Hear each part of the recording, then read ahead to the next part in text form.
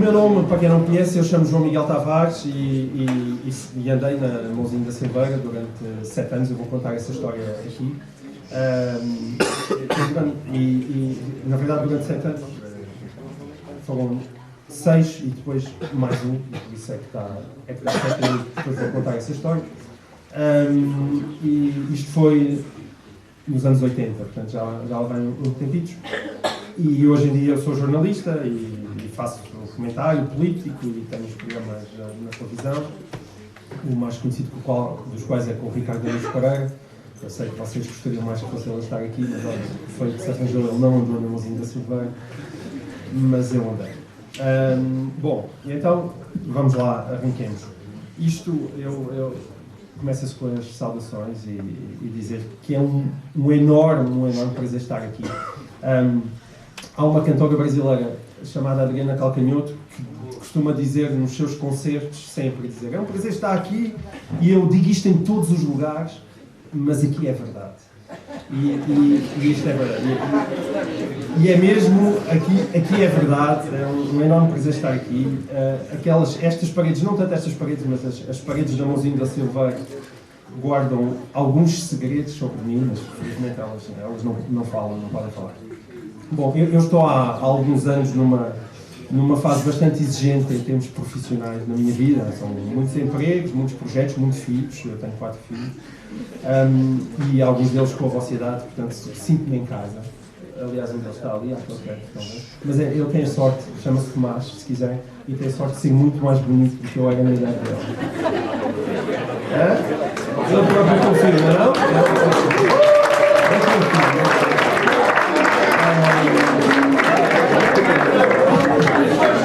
Desculpa, Tomás. Só para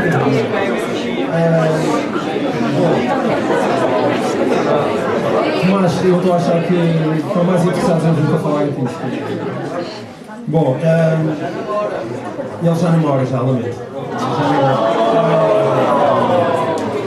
Mas atenção, ainda há pouco tempo, há sempre experiência deste lugar. Bom, então vá. Por isso, a minha regra de ouro é tentar baldar-me a todos os convites para falar hoje em dia, porque são coisas que dão sempre muito trabalho.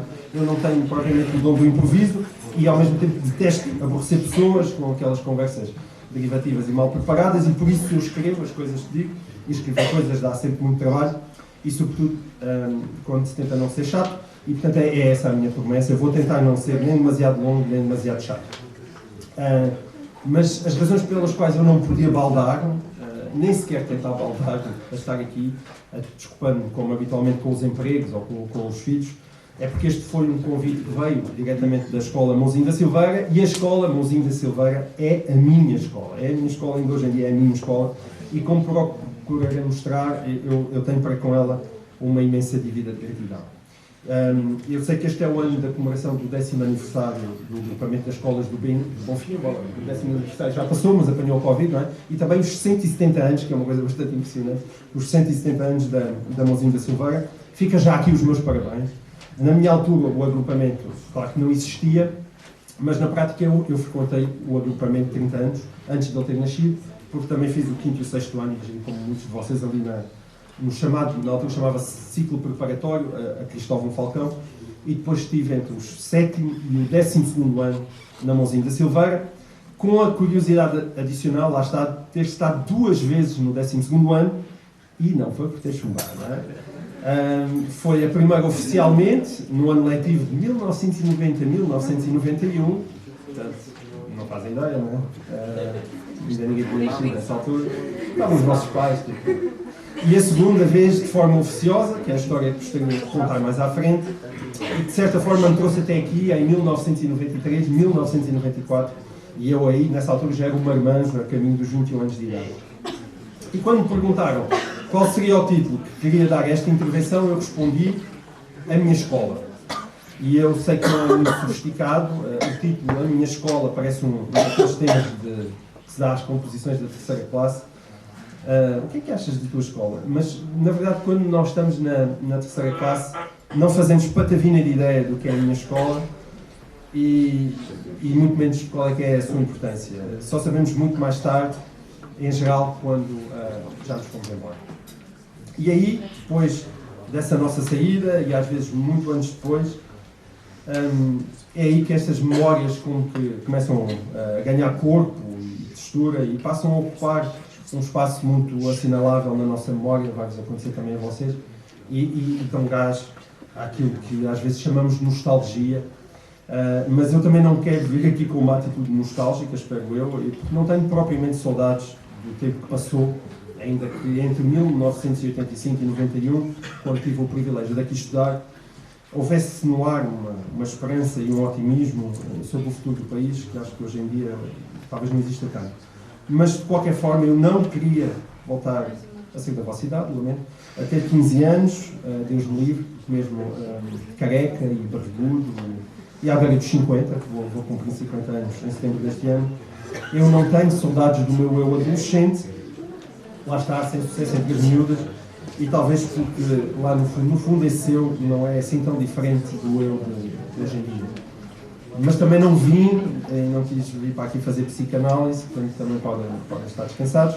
O que eu vim fazer foi outra coisa, foi testemunhar como uma escola pode ser importante na vida de alguém e como ela é hoje e sempre o verdadeiro elevador social, cuja primeira função é oferecer uma boa educação, uma educação básica a todos, isso por um lado, e também por outro lado permitir aos bons alunos erguerem-se, se necessário, erguerem-se acima da sua condição e estimular-lhes aquilo que são os seus sonhos e aquilo que é a sua ambição, aquilo que serve a escola.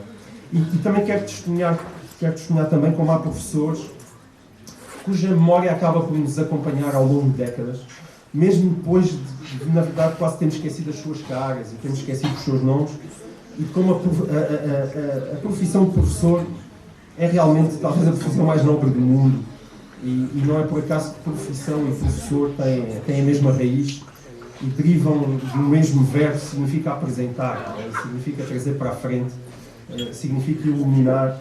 Portanto, um bom professor são pessoas que nos ajudam a ver. E é verdade que os médicos salvam vidas, os bombeiros, os polícias ou os enfermeiros, todos eles têm profissões muito nobres, mas o bom professor é uma espécie, faz aquilo que se chama pesca de arrasto, não é? Ele lança as redes e pode marcar profundamente muitos milhares de miúdos ao longo de uma carreira de 40 anos. Isso é muito, de facto. E quando são mesmo os bons, os verdadeiros professores, os bons professores são os verdadeiros influencers da nossa vida, não é? São com enorme vantagem de não viverem às vezes nos ecrãs longínquos, mas estão ali ao nosso lado. E se isso é assim em qualquer lugar, eu acho que é ainda mais assim no interior de Portugal e numa cidade como Porto Alegre, onde vocês vivem, ou nas redondezas. Eu já contei esta história há uns tempos, quando aqui falei na altura, no 10 de junho de 2019, mas aqueles que me ouviram então, não foram com certeza vocês, portanto, permite-me contar a história de novo. Os que ouviram, peço desde já desculpa, quero contá-la outra vez, porque é importante perceber que eu faço parte de uma época e de uma sequência de gerações em que os filhos, por regra, estudavam mais tempo e tinham melhores condições de vida do que os seus pais, não é? Portanto, os meus pais, que estão aqui nesta sala, os meus pais estudaram mais do que os meus avós. Os meus avós tiveram uma vida muito dura, em pequenos comércios, e começaram a trabalhar muito novos, muito cedo. Os meus pais já estudaram até ao que hoje se chama secundário e por isso adquiriram suficientes competências nessa altura para fazer uma carreira bem sucedida. Foram funcionários públicos nas finanças e ajudaram o país a cobrar impostos. Ótima profissão. E graças ao seu esforço e ao método de trabalho que nos foi incutido a mim e ao meu irmão durante a escola, sobretudo a minha mãe, chatíssima com as notas, porque nos teve bastantes notas, eu e o meu irmão, graças a essa ética de trabalho, conseguimos ir para a universidade e já conseguimos licenciar-nos. O meu irmão é hoje diretor numa fábrica de têxtil em Viseu e a mim pagam basicamente para mandar bocas na televisão e nos jornais, nem sempre apreciadas por todos, mas seja, o que interessa é que leiam. E eu e o meu irmão não teríamos chegado onde chegámos sem a escola pública e, no meu caso em particular, sem a escola Mãozinho da Silveira, onde vocês andam. Entre as muitas bocas que mando, algumas de vez em quando até são precisamente sobre a escola pública e sobre os professores, e às vezes eles irritam-se um bocado comigo, e às vezes acho que tende a ser mal interpretado, quando, em geral, aquilo que eu estou a reclamar, porque foi isso que tive, é mais exigência, mais qualidade na escola. E, portanto, eu luto muito por uma escola pública melhor, porque ela, e só ela, na verdade, é que pode tirar os miúdos mais pobres do fundo da escala social e nivelar a mesa do jogo. E essa mesa do jogo está sempre virada a favor de quem tem mais meios e acesso a melhor ensino. E quando deixamos que essa mesa se desequilibre logo nos nossos primeiros anos de ensino, ela tende a ficar desequilibrada para o resto da vida. E é muito difícil depois ultrapassar essas falhas formativas dos nossos primeiros anos. Porque aquilo, vocês já não estão nos primeiros anos, mas aquilo que vocês estão a fazer é realmente muito importante para o resto da vossa vida. E portanto aí eu volto ao meu exemplo. Se os meus filhos hoje em dia precisam de um livro, ou de uma sugestão de um autor, ou de investigar uma qualquer época histórica para um trabalho na escola, eu estou lá para os ajudar. Portanto, vou à biblioteca da minha casa, buscar o que eles precisam, ou deixo até à livraria da esquina, lá em Lisboa, ou encomendo online, se necessário for. Ora, nenhuma dessas possibilidades existia no Porto Alegre da década de 80. A World Wide Web não tinha sido ainda inventada. Não havia nenhuma livraria na cidade, e havia apenas papelarias que vendiam alguns livros. Aliás, não havia quase cinema, não é? Como imagina, também não existia a Netflix. E eu só pude começar a ver os filmes que eu queria, filmes clássicos que desejava, quando cheguei a Lisboa e passei a ir à Cinemateca, onde esses filmes passaram. E lá está, um miúdo como eu, quando chegou a Lisboa e podia ir à Cinemateca, já levava 18 anos de atraso para, sei lá, hipotéticos cinéfilos da minha idade que tivessem nascido na capital. Isso é uma diferença enorme. Se estivéssemos os dois a concorrer para o mesmo lugar, num jornal, para escrever nas páginas de cultura, como eu acabei de fazer, quer dizer, aquela pessoa, em última análise, tinha 18 anos de avanço sobre mim. Isso faz muita diferença.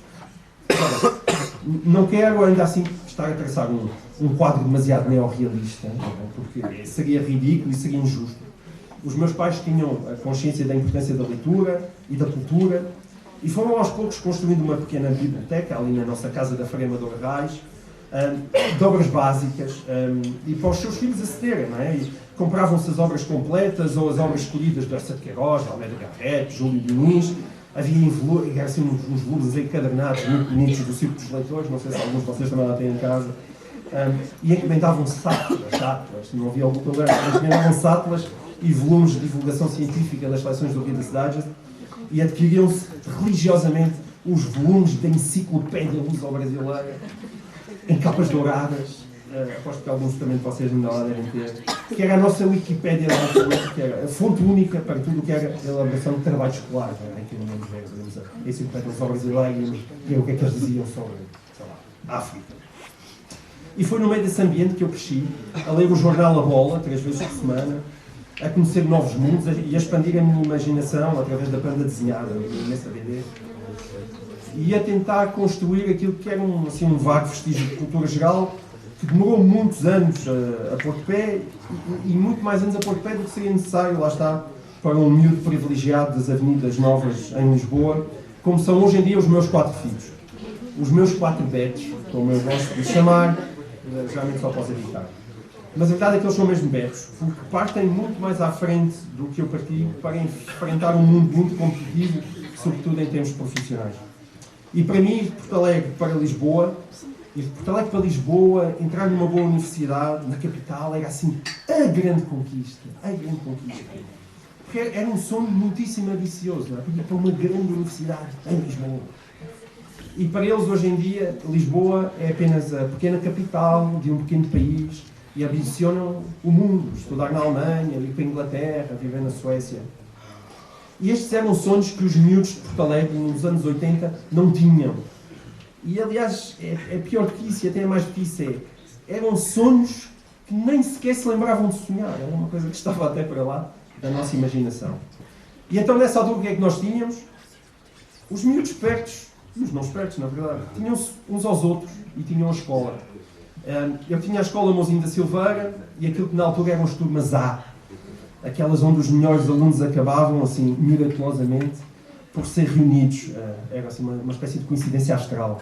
Eu não sei, eu imagino que eu sei que essa prática pode ser pedagogicamente discutível. Não sei onde é que, se ela ainda é praticada ou não nos dias de hoje.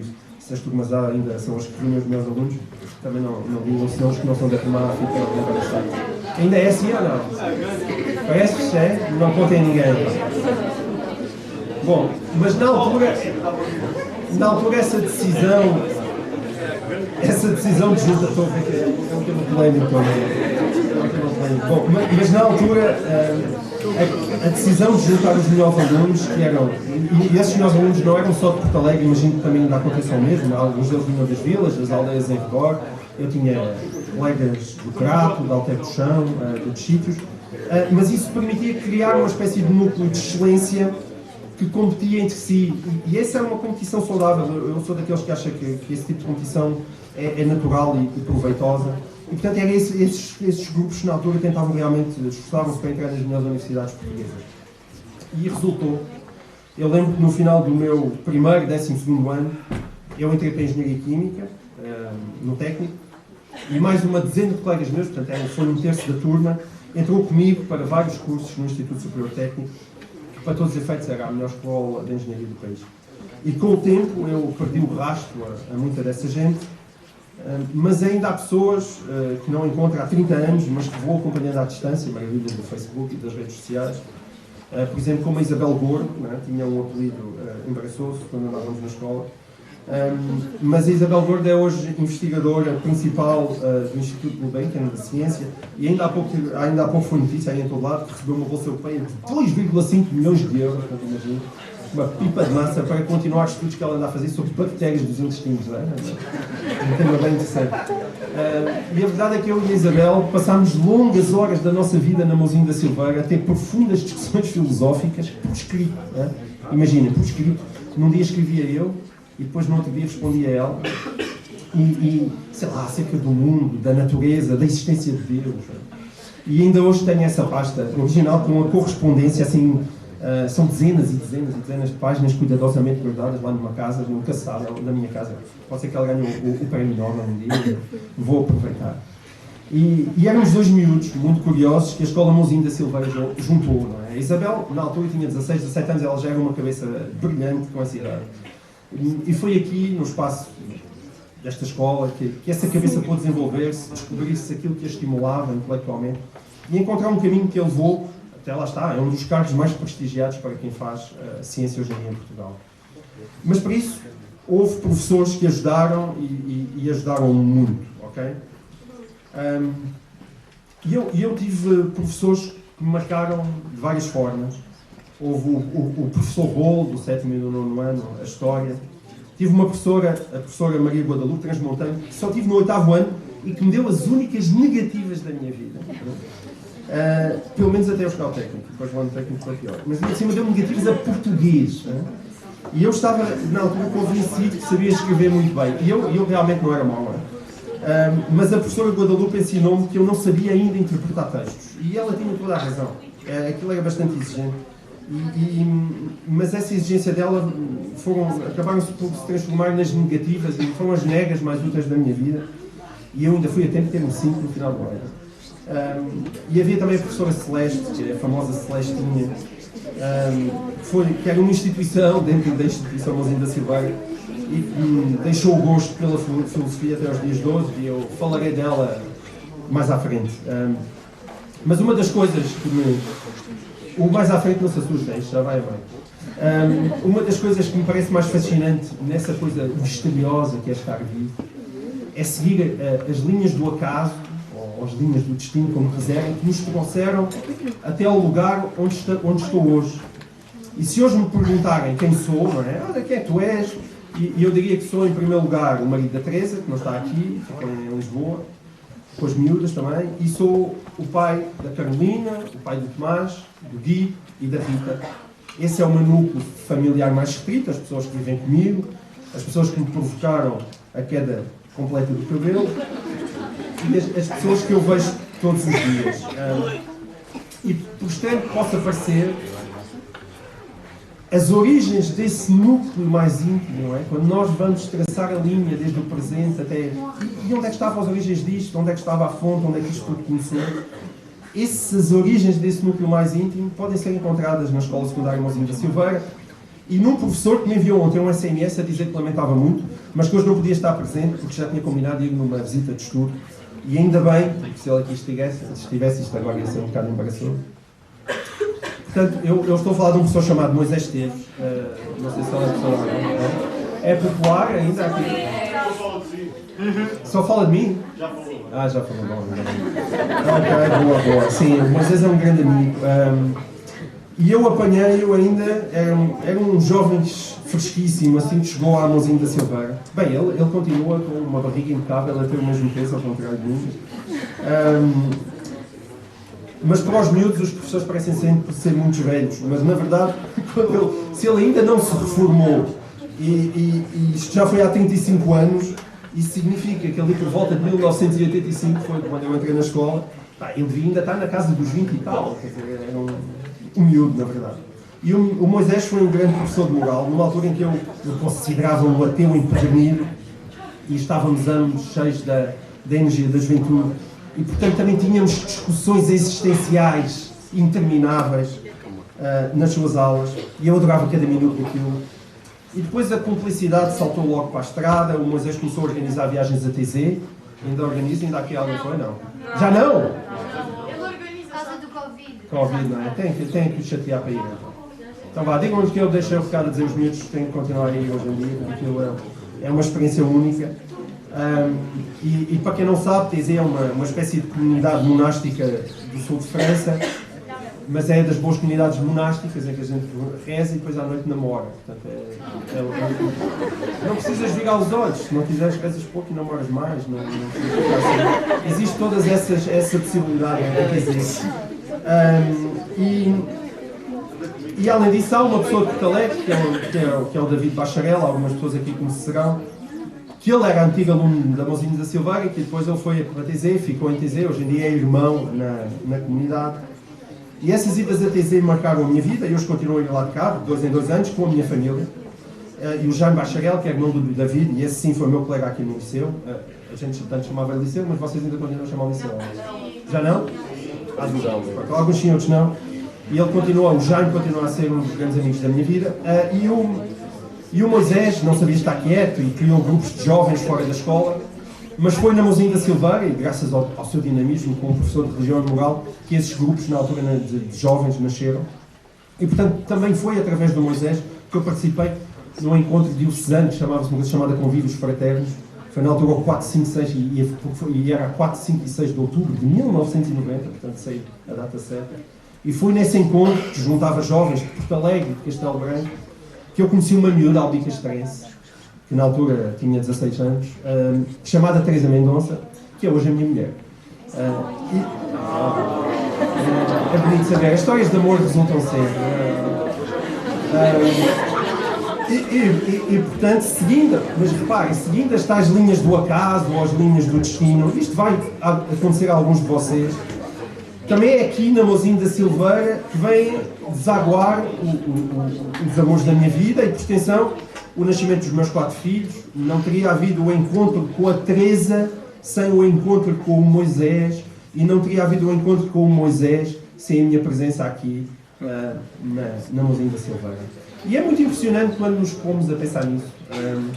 E portanto, mas agora deixemos os amores e seguimos ao estudo. A partir do 10º ano, eu já estava na área de ciências e tive a química, a professora Patrocínio, vocês já não conheceram, penso que também não conheceram a professora Rosa Pinheiro, que era de física, e elas acabaram por me convencer que eu talvez pudesse vir a ter uma carreira na área científica ou nas engenharias. Foi um erro gigantesco, da qual elas só são culpadas, na medida em que, por eu gostar muito das suas aulas, eu achei também que iria gostar muito de aprofundar essas matérias na universidade. Mas a verdade é que não gostei nem um bocadinho.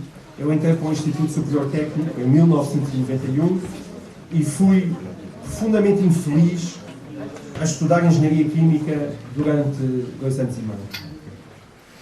Não fiquem assim com aquele ar, as pessoas estão-se embora, não é porque eu acho que eu estar sensivelmente aborrecido, mas já tinha sido avisado que as pessoas tinham que sair agora para ir ter uma sala. E portanto eu estava a dizer, eu não gostei nada do Instituto Superior Técnico e fui mesmo muito infeliz a estudar Engenharia Química durante 2 anos e meio. E naquela altura nós escolhíamos a nossa vocação super cedo. E era logo no final do 9º ano, agora também se tem que escolher, mas depois dá para mudar.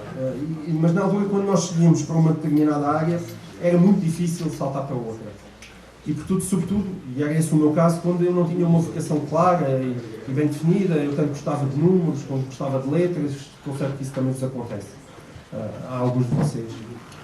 Se calhar até é possível que eu já gostasse mais de letras, e portanto basta ver pelas discussões filosóficas infindáveis com a Isabel Gordo e com o Moisés. Mas a empregabilidade, aquela ideia de ter um bom emprego, era uma enorme preocupação para quase todos, e também imagino que continua a ser. Era preciso o tal bom emprego que nos permitisse galgar mais um patamar da escala social. E as letras não garantiam isso à partida na altura, como aliás também não garantem hoje em dia. E portanto foi de facto um grande equívoco.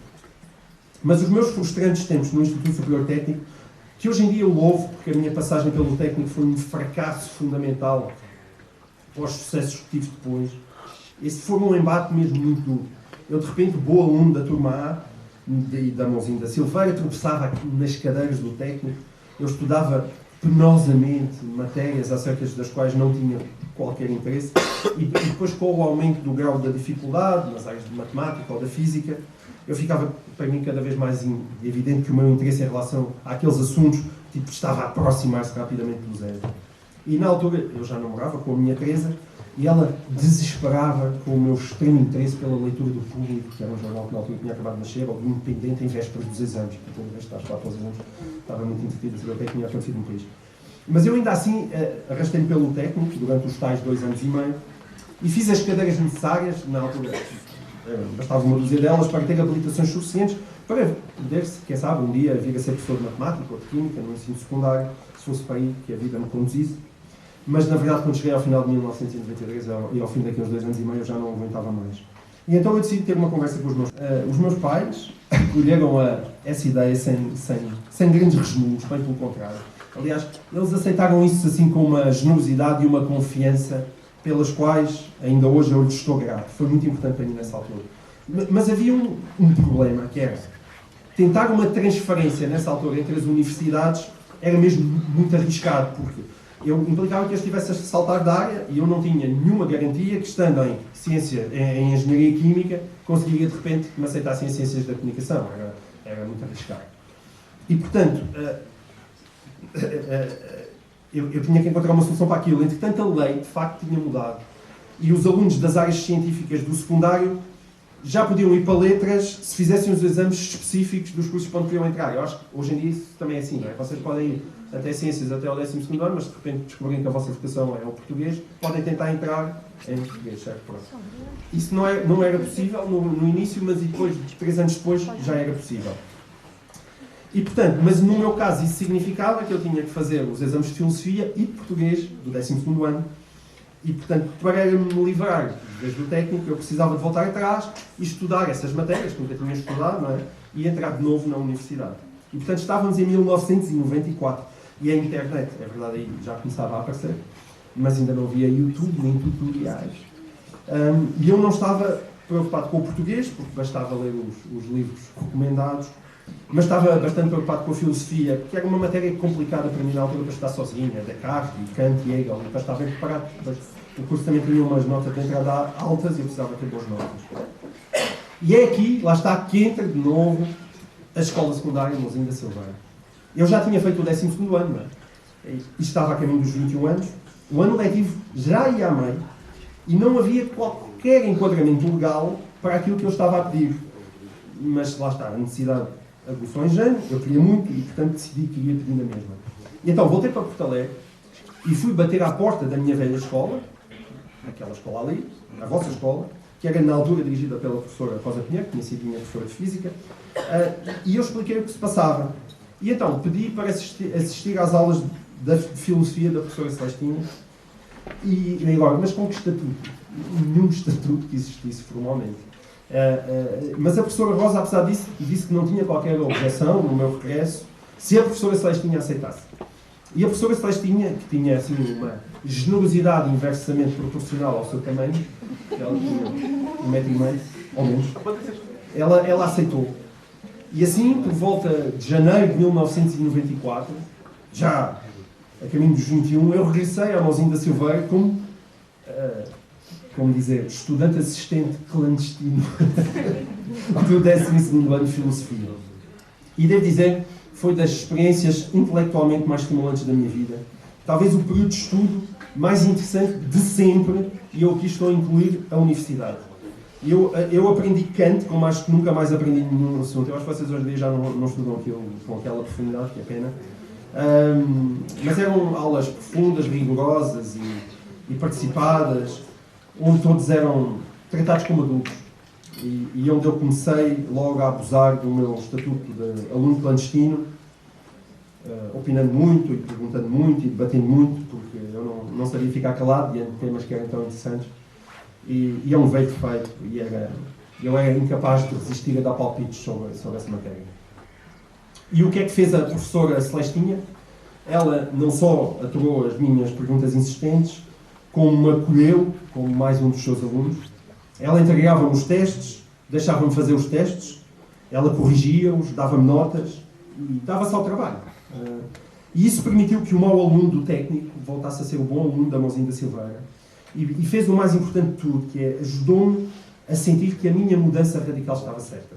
Aquele mundo, o mundo do debate das ideias e da escrita, era mesmo o meu mundo, não era o técnico.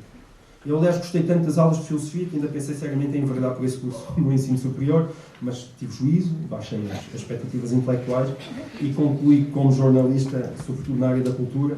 E eu depois comecei em 98 a trabalhar no Diário de Notícias, precisamente na área da cultura, das artes. Eu podia fazer um pouco disso tudo. E a verdade é que em setembro de 1994 eu entrei para Ciências de Comunicação, na Faculdade de Ciências Sociais e Humanas, fiz o curso em 4 anos, com ótimas notas. Era mais velho do que os meus colegas, tinha essa vantagem, era mais maduro, sabia o que queria. E depois do trauma do técnico, tudo me parecia encantador, até as aulas de semiótica. E o curso, de facto, que hoje olho para trás e até me parece nem sequer ter especial interesse e poder estar muito melhor organizado. Mas quando olho para trás, ele não podia ter sido mais fácil e não podia ter corrido melhor. E felizmente, desde que iniciei a minha vida profissional, primeiro como jornalista, depois como editor e como diretor de publicações, e de forma assim mais vistosa, que aparece na televisão, e como comentador, isso nunca realmente deixou de correr bem. Mas foi no curso de Ciências da Comunicação, a partir do outono de 1994, que eu... não foi no curso de Ciências da Comunicação, a partir do outono de 1994, que eu renasci verdadeiramente para essa vida académica. Foi antes. Foi no inverno desse ano, foi na Escola Mãozinha da Silveira e nas aulas de Filosofia da professora Celestinha, onde, lá está, legalmente eu não podia estar. É por isso, como eu já disse muitas vezes, sinto uma dívida de gratidão imensa para com a vossa escola e com a minha escola. Sinto uma dívida de gratidão imensa também para com a professora Celestinha. E são dívidas que ficam e que realmente nós nunca pagamos, vocês vão ficar com elas. E só muitos anos depois é que nos damos conta do quão extraordinário e, portanto, às vezes é um pequeno gesto. Não é? Uma pequena frase da professora Rosa e da professora Celeste, que é: claro que podes assistir às aulas, João Miguel. E para a professora Rosa, esse terá sido um sim natural. E para a professora Celestinha, imagino que tenha sido um pequeno episódio numa longa vida dedicada ao ensino. Mas para mim, naquele momento, foi, eu espero que se esteja a ver isso, foi um gesto absolutamente decisivo e pelo qual eu estou infinitamente grato, porque ele foi infinitamente importante para mim naquele momento difícil em que eu tinha 20 anos, estava meio perdido em termos de educação e duvidava das minhas capacidades. E portanto sou e serei sempre um filho de Porto Alegre. Eu já à beira dos 50 anos vivi 18 anos em Porto Alegre e portanto já estou há 3 décadas em Lisboa, onde nasceram os meus 4 filhos. E, portanto, talvez devesse sentir mais lisboeta do que porto-alegrense, mas não sinto todo. Esta será sempre a minha cidade e aquela será sempre a minha escola. E num momento tão difícil para o ensino e para os professores, eu queria dizer que em cada ano letivo tem os seus bons Miguéis, miúdos, curiosos, fascinados com o mundo, com os seus problemas, cheios de opiniões, de ambições, mas que precisam desesperadamente de uma boa escola e de bons professores para irem longe. E é possível que neste momento haja alguns desses Joões Miguéis na plateia, e o único conselho que eu lhes posso dar, eu não sou muito de dar conselhos, é este, tirem os olhos do raio do telemóvel, parem de fazer barulho na assistência da boca, e, na verdade, aproveitem, não é? Aproveitem bem o privilégio que é estudar. Leiam, interessem-se, sejam curiosos, aproveitem cada minuto, não porque estudar seja necessário e que seja obrigatório, na verdade, mas porque estudar é divertido, é aprender coisas novas é divertido, debater é divertido e descobrir formas diferentes de olhar para o mundo é mesmo muito divertido e dá um sentido à nossa vida quando estamos aborrecidos e entediados.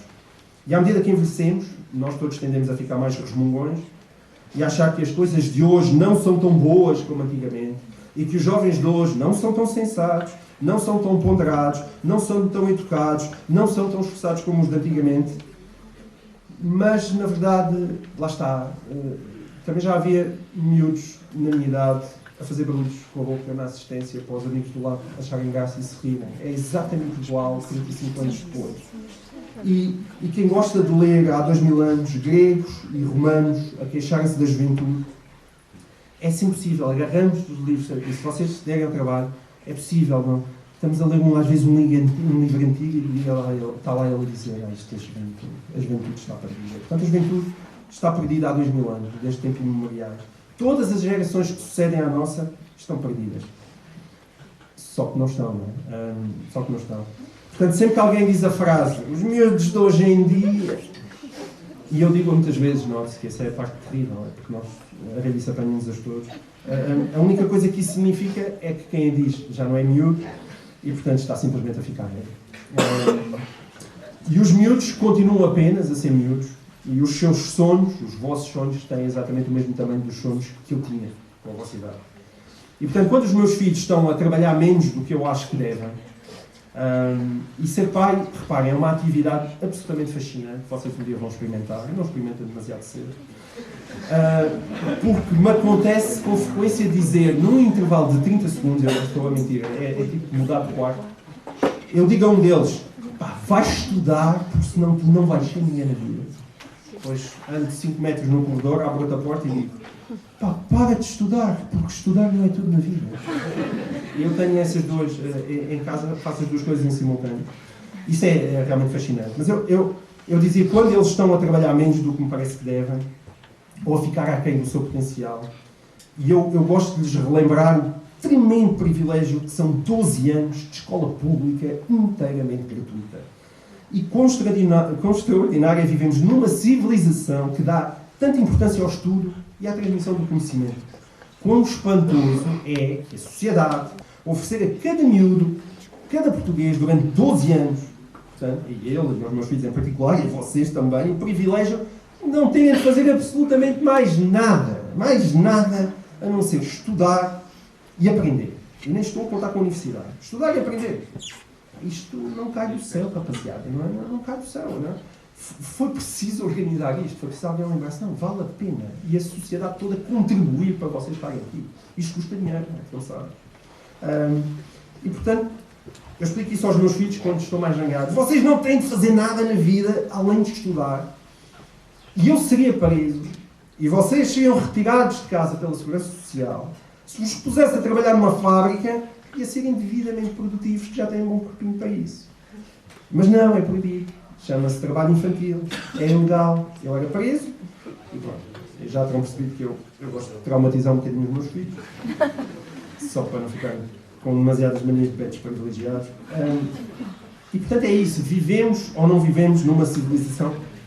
Epá, este está mesmo a dizer a Tomás, porque parece mesmo que eu quero tomar, mas assim pode ser que tenhas miminho no final. Bom, vivemos ou não vivemos numa civilização estupenda? E aí a resposta é sim. Apesar de tudo vivemos, nós queixamos das coisas e do país, eu estou sempre a dizer mal do governo e tal, mas sim, ao mesmo tempo, quando nós paramos para pensar, deixa-me lá ver isto.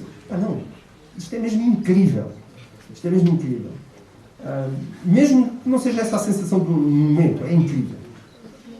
Há coisas absolutamente extraordinárias à nossa volta, quase miraculosas, se nos pusermos a pensar bem nelas, E a escola é um dos casos mais evidentes desses pequenos milagres. 12 anos de formação integralmente patrocinada pelo Estado, ou seja, por todos nós, para explorar, aprofundar e melhorar todo o potencial que vocês têm dentro de vocês, claro. E isso é realmente espantoso quando pensamos nisso. E a escola foi esse pequeno milagre para mim. O meu elevador social chamou-se e chama-se Escola Secundária Mãozinho da Silveira. Funcionou para mim, não uma, mas 2 vezes. E a segunda de forma clandestina e ilegalmente duvidosa, dentro daquilo que é um dos grandes defeitos portugueses, de facto, mas que também consegue ser uma das nossas melhores qualidades quando é direcionado para o lado do bem, que é aquele jeitinho solidário, não é? O não ser demasiado obcecado com regras e esta capacidade de improviso e de desenrascanço da qual eu realmente usufruí. Eu, na Alemanha, curiosamente, acho que não me safava. E, portanto, eu quero renovar os meus... Última página. Quero renovar os meus parabéns ao agrupamento das escolas do Garfim pelo 10º aniversário, pelos 170 anos da Mãozinha da Silveira. E quero agradecer, muito em particular, à escola, a esta escola, tudo aquilo que me deu nos anos 80 e nos anos 90 e que certamente é muito mais do que aquilo que algum dia poderei pagar de volta. Isto vale para mim e também no futuro valerá para vocês. Espero que não tenha sido demasiado longo, espero que não tenha sido demasiado chato. Acabou. Muito obrigado pela vossa paciência. Até à próxima.